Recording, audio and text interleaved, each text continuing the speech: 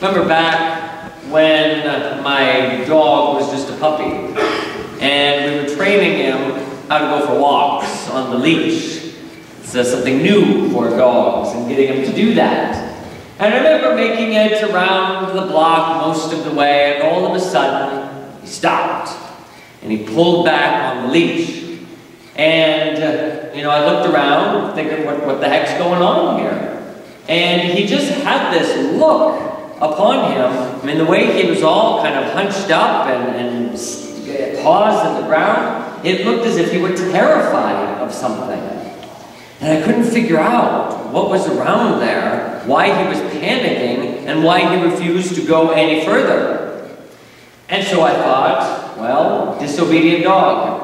Not learning how to work on the leash, wanting to be resistant, all sorts of things. And as this happened once or twice, I did some reading, and I found out that within the Scottish Terrier breed, there is a genetic disorder that can be passed on, whereby when they are exhausted, overheated, excited, they stop producing an enzyme that causes their brain to talk to their back legs, and their back legs simply stop. They have no control over them until they settle down again, and the system works normally. So I learned this dog has no control over that. When he reaches his limit, bam, he stops, and he can't walk anymore. I had inherited a dog with that particular genetic disorder. And it changed the way I looked at him. Couldn't be angry. I couldn't be frustrated. I couldn't yell at him. There was nothing he could unlearn. Nothing he could do differently. And this genetic disorder, I think, in some way translates to each one of us. And it's what happens in today's gospel. That there is a man who has physical disabilities. He cannot overcome his speech impediment. He cannot hear. And there's nothing one can do to change that. You can yell at him and ask, why don't you understand me? You can yell at him and say, why don't you respond to me? And nothing changes. It's only when Jesus comes into his life and touches those ears and tongue and frees him of this thing that has bound him deep, deep inside.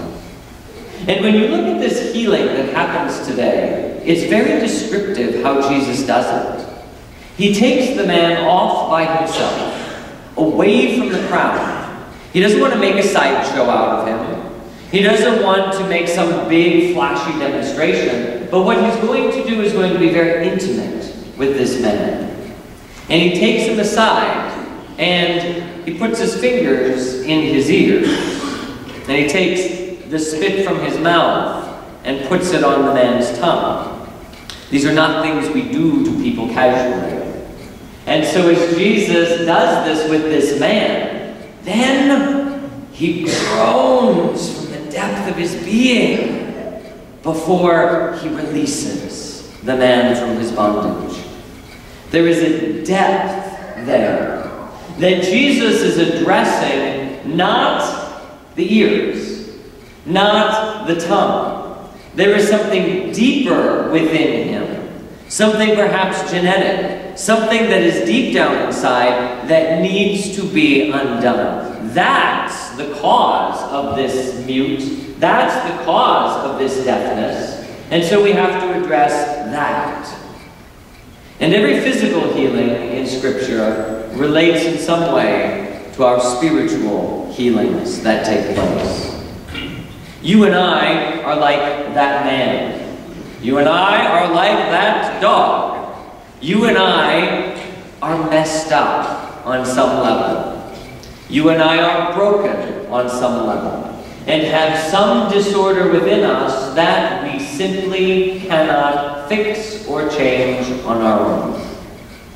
Because of original sin, we have inherited broken humanity. And every one of us finds a different expression of that brokenness, I'm sure.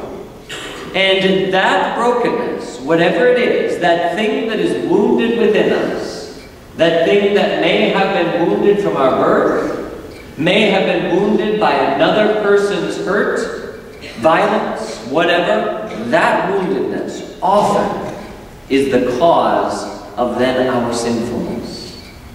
And as one who sits in the confessional and listens to humanity's brokenness, more often than not, I'm convinced, people don't intend to really do evil things.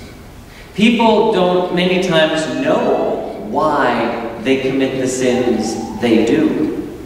But the sinfulness, the actions that well up outside of us, those are just the symptoms.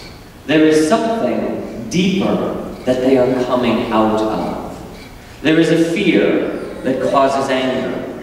There is an emptiness that causes lust or gluttony. There is something within us that is deformed and broken that needs to be brought to Jesus for healing. Because we can't do it on our own. I'm always amused in confession when people, I don't know, have this need to say, well, I've been working on that, Father, and I'm getting better. I don't think so. That's not how it works. You can't fix yourself. You can't change yourself that way. We don't make ourselves better. We bring ourselves to Jesus and find His healing and find His strength. Because deep down inside, we are broken and in need of that healing. And I guess that teaches us two things today. Number one, it teaches us to learn to love ourselves despite what's wrong with us. Because as you look at yourself, you may find those shadows, those secrets, those past sins, those spiritual, psychological, emotional disabilities that you can't get over. And the temptation is to hate that. The temptation then is to hate ourselves, or to think lower of ourselves. And then all kinds of things come out of that lack of respect and lack of love for ourselves. And Jesus today reminds us that it is not to be hated, but rather to be loved. It was His love that healed this man. It is love that overcomes those things. And secondly, it teaches us great patience. That as we encounter our brothers and sisters around us, we recognize that a lot of the things that we do, a lot of the things that they do, again, come out of this brokenness.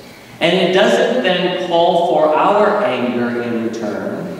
It doesn't call for our impatience in return, but rather it calls for our understanding and our mercy and our pity and our love.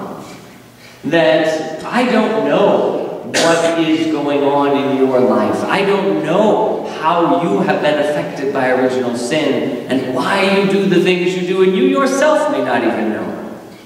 9 out of 10 people don't try to be bad. They don't try to be evil.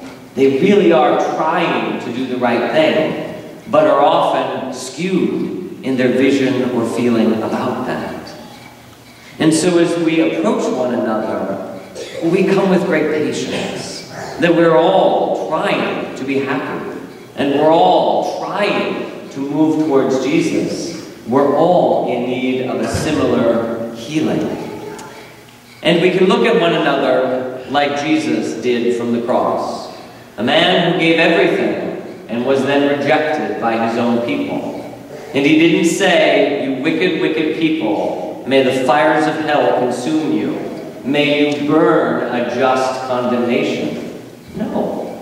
He said, "Father, forgive them. They don't know what they are doing." They're acting out of a sense of what they think is right, and they just don't see. They need healing, not condemnation. And so it changes the way we relate to God, ourselves, and one another. We come to him for that healing. And so as you approach this altar today, like the man in the gospel, come with your brokenness. Bring your weakness. Bring those things to be healed. And let that deep, deep groan touch you. Otherwise we go through life frustrated and angry people.